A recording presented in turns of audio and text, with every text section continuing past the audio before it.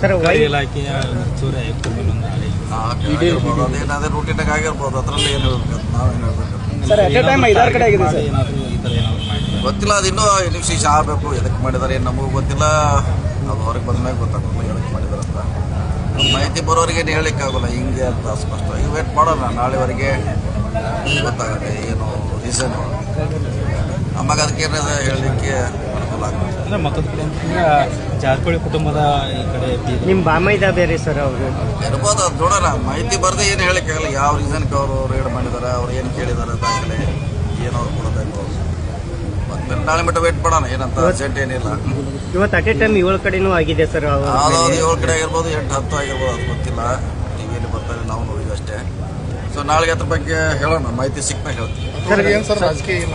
ಈಗ ಹೆಂಗೆ ಹೇಳ್ತಿಲ್ಲ. ನಾಳೆ ಬೇಕು ರಾಜಕೀಯ ಐತೋ ಇಲ್ಲ ಅನ್ನೋದು ನಾಳೆ ಗೊತ್ತಾಗುತ್ತೆ. ಇವತ್ತು ಗೊತ್ತಾಗುತ್ತೆ ಸರ್. ಈಗ ಬೆಳಗಾವಿಯಿಂದ ಲಕ್ಷ್ಮಣ್ ಸವದಿ ಆಮೇಲೆ ಅಂತ ಲಕ್ಷ್ಮೀ ಹೆಬ್ಬಾಳ್ಕರ್ ಸಚಿವ ಸಂಪುಟ ಯಾವಾಗ ವಿಸ್ತರಣೆ ಆಗುತ್ತೆ ಸರ್?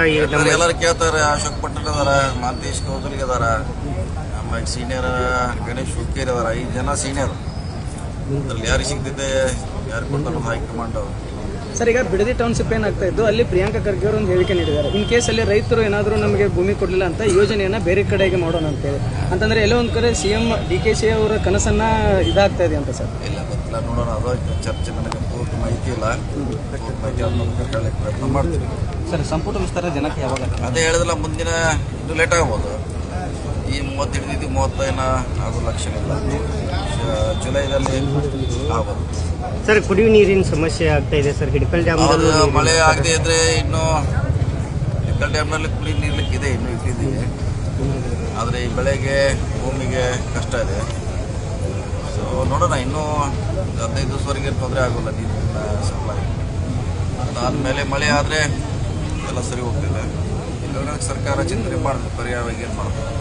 ಅಂಜಲಿ ನಿಂಬಾಳ್ಕರ್ ಅವರು ಒಂದು ಪೋಸ್ಟ್ ಮಾಡಿದ್ರು ಸರ್, ಅದ್ರ ಬಗ್ಗೆ ಹೇಳ್ತೀವಿ. ನಿನ್ನೆ ಹೇಳಿನಿ, ಬೆಳಗಾವದಲ್ಲಿ ಹೇಳಿನಿ. ಅದು ಯಾರು ಈಗ ಇಂಥವ್ರೆ ಇವರು ಅಂತ ಹೇಳಲಿಕ್ಕೆ ಆಗೋಲ್ಲ. ನೋಡೋಣ.